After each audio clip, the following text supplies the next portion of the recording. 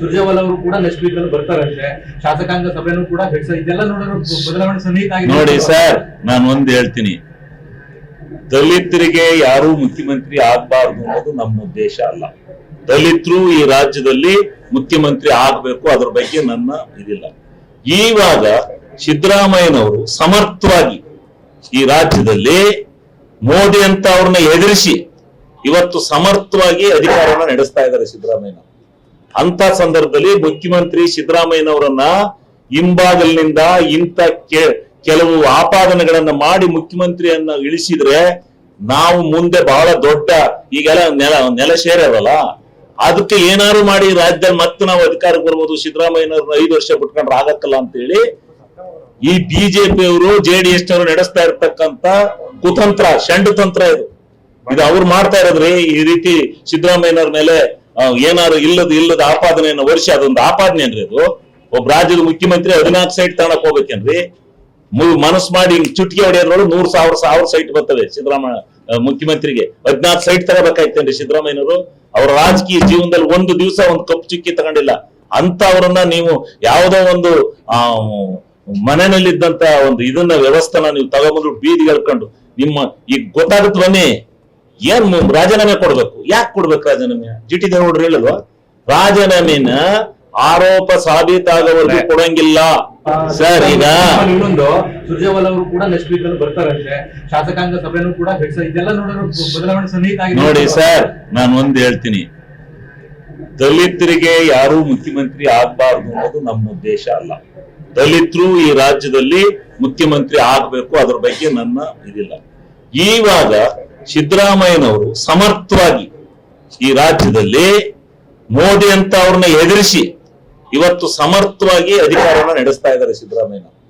ಅಂತ ಸಂದರ್ಭದಲ್ಲಿ ಮುಖ್ಯಮಂತ್ರಿ ಸಿದ್ದರಾಮಯ್ಯನವರನ್ನ ಹಿಂಬಾಗಲಿನಿಂದ ಇಂಥ ಕೆಲವು ಆಪಾದನೆಗಳನ್ನ ಮಾಡಿ ಮುಖ್ಯಮಂತ್ರಿಯನ್ನ ಇಳಿಸಿದ್ರೆ ನಾವು ಮುಂದೆ ಬಹಳ ದೊಡ್ಡ ಈಗೆಲ್ಲ ನೆಲ ಸೇರವಲ್ಲ, ಅದಕ್ಕೆ ಏನಾದ್ರು ಮಾಡಿ ರಾಜ್ಯದಲ್ಲಿ ಮತ್ತೆ ನಾವು ಅಧಿಕಾರಕ್ಕೆ ಬರ್ಬೋದು. ಸಿದ್ದರಾಮಯ್ಯನವ್ರನ್ನ 5 ವರ್ಷ ಬಿಟ್ಕೊಂಡ್ರೆ ಆಗಕ್ಕಲ್ಲ ಅಂತ ಹೇಳಿ ಈ ಬಿಜೆಪಿಯವರು JDS ನವರು ನಡೆಸ್ತಾ ಇರ್ತಕ್ಕಂತ ಕುತಂತ್ರ, ಷಂಡತಂತ್ರ ಇದು ಅವ್ರು ಮಾಡ್ತಾ ಇರೋದ್ರಿ. ಈ ರೀತಿ ಸಿದ್ದರಾಮಯ್ಯನವ್ರ ಮೇಲೆ ಏನಾದ್ರು ಇಲ್ಲದ ಆಪಾದನೆಯನ್ನು ವರ್ಷ, ಅದೊಂದು ಆಪಾದನೆ ಏನ್ರಿ ಅದು?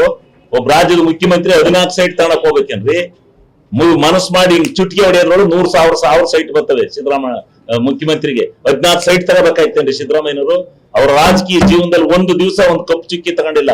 ಅಂತ ಅವರನ್ನ ನೀವು ಯಾವುದೋ ಒಂದು ಮನೆಯಲ್ಲಿದ್ದಂತ ಒಂದು ಇದನ್ನ ವ್ಯವಸ್ಥೆನ ನೀವು ತಗೊಂಡ್ರು ಬೀದಿಗೆ ಹೇಳ್ಕೊಂಡು ನಿಮ್ಮ ಈಗ ಗೊತ್ತಾಗುತ್ತೆ ಬನ್ನಿ. ಏನ್ ರಾಜೀನಾಮೆ ಕೊಡ್ಬೇಕು? ಯಾಕೆ ಕೊಡ್ಬೇಕು ರಾಜೀನಾಮೆ? GT ದೇವೇಗೌಡರು ಹೇಳಲ್ವಾ ರಾಜೀನಾಮೆನ ಆರೋಪ ಸಾಬೀತಾಗ. ಸುರ್ಜೇವಾಲಾ ಅವರು ಕೂಡ ನೆಕ್ಸ್ಟ್ ವೀಕ್ ಅಲ್ಲಿ ಬರ್ತಾರಂತೆ. ಶಾಸಕಾಂಗ ಸಭೆನೂ ಕೂಡ ಇದೆಲ್ಲ ನೋಡಿದ್ರೆ ಬದಲಾವಣೆ ಸನ್ನಿಹಿತ ಆಗಿದೆ. ನೋಡಿ ಸರ್, ನಾನು ಒಂದ್ ಹೇಳ್ತೀನಿ, ದಲಿತರಿಗೆ ಯಾರು ಮುಖ್ಯಮಂತ್ರಿ ಆಗ್ಬಾರ್ದು ಅನ್ನೋದು ನಮ್ಮ ಉದ್ದೇಶ ಅಲ್ಲ.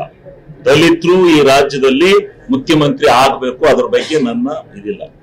ಈವಾಗ ಸಿದ್ದರಾಮಯ್ಯನವರು ಸಮರ್ಥವಾಗಿ ಈ ರಾಜ್ಯದಲ್ಲಿ ಮೋದಿ ಅಂತ ಅವ್ರನ್ನ ಎದುರಿಸಿ ಇವತ್ತು ಸಮರ್ಥವಾಗಿ ಅಧಿಕಾರನ ನಡೆಸ್ತಾ ಇದ್ದಾರೆ ಸಿದ್ದರಾಮಯ್ಯ. ಅಂತ ಸಂದರ್ಭದಲ್ಲಿ ಮುಖ್ಯಮಂತ್ರಿ ಸಿದ್ದರಾಮಯ್ಯನವರನ್ನ ಹಿಂಬಾಗಲಿನಿಂದ ಇಂಥ ಕೆಲವು ಆಪಾದನೆಗಳನ್ನ ಮಾಡಿ ಮುಖ್ಯಮಂತ್ರಿಯನ್ನ ಇಳಿಸಿದ್ರೆ ನಾವು ಮುಂದೆ ಬಹಳ ದೊಡ್ಡ ಈಗೆಲ್ಲ ನೆಲ ಸೇರವಲ್ಲ, ಅದಕ್ಕೆ ಏನಾದ್ರು ಮಾಡಿ ರಾಜ್ಯದಲ್ಲಿ ಮತ್ತೆ ನಾವು ಅಧಿಕಾರಕ್ಕೆ ಬರ್ಬೋದು. ಸಿದ್ದರಾಮಯ್ಯನವ್ರನ್ನ 5 ವರ್ಷ ಬಿಟ್ಕೊಂಡ್ರೆ ಆಗಕ್ಕಲ್ಲ ಅಂತ ಹೇಳಿ ಈ ಬಿಜೆಪಿಯವರು JDS ನವರು ನಡೆಸ್ತಾ ಇರ್ತಕ್ಕಂತ ಕುತಂತ್ರ, ಷಂಡತಂತ್ರ ಇದು ಅವ್ರು ಮಾಡ್ತಾ ಇರೋದ್ರಿ. ಈ ರೀತಿ ಸಿದ್ದರಾಮಯ್ಯನವ್ರ ಮೇಲೆ ಏನಾದ್ರು ಇಲ್ಲದ ಆಪಾದನೆಯನ್ನು ವರ್ಷ, ಅದೊಂದು ಆಪಾದನೆ ಏನ್ರಿ ಅದು? ಒಬ್ಬ ರಾಜ್ಯದ ಮುಖ್ಯಮಂತ್ರಿ 14 ಸೈಟ್ ತಗೊಳಕ್ ಹೋಗ್ಬೇಕೇನ್ರಿ? ಮನಸ್ಸು ಮಾಡಿ ಚುಟ್ಕಿ ಹೊಡೆಯೋದ್ರೊಳಗೆ 100,000 ಸೈಟ್ ಬರ್ತವೆ ಸಿದ್ದರಾಮಯ್ಯ ಮುಖ್ಯಮಂತ್ರಿಗೆ. 14 ಸೈಟ್ ತಗೋಬೇಕಾಯ್ತೇನ್ರಿ ಸಿದ್ದರಾಮಯ್ಯನವರು? ಅವರ ರಾಜಕೀಯ ಜೀವನದಲ್ಲಿ ಒಂದು ದಿವಸ ಒಂದು ಕಪ್ಪು ಚುಕ್ಕಿ ತಗೊಂಡಿಲ್ಲ. ಅಂತ ಅವರನ್ನ ನೀವು ಯಾವುದೋ ಒಂದು ಮನೆಯಲ್ಲಿದ್ದಂತ ಒಂದು ಇದನ್ನ ವ್ಯವಸ್ಥೆನ ನೀವು ತಗೊಂಡ್ರು ಬೀದಿಗೆ ಹೇಳ್ಕೊಂಡು ನಿಮ್ಮ ಈಗ ಗೊತ್ತಾಗುತ್ತೆ ಬನ್ನಿ. ಏನ್ ರಾಜೀನಾಮೆ ಕೊಡ್ಬೇಕು? ಯಾಕೆ ಕೊಡ್ಬೇಕು ರಾಜೀನಾಮೆ? GT ದೇವೇಗೌಡರು ಹೇಳಲ್ವಾ ರಾಜೀನಾಮೆನ ಆರೋಪ ಸಾಬೀತಾಗವರೆಗೂ ಕೊಡಂಗಿಲ್ಲ. ಹೆಚ್ಚಿನ ವಿಡಿಯೋಗಳಿಗೆ ಪ್ರತಿಧ್ವನಿ YouTube ಚಾನೆಲ್ ಸಬ್ಸ್ಕ್ರೈಬ್ ಮಾಡಿ, ಬೆಲ್ ಐಕಾನ್ ಕ್ಲಿಕ್ ಮಾಡಿ.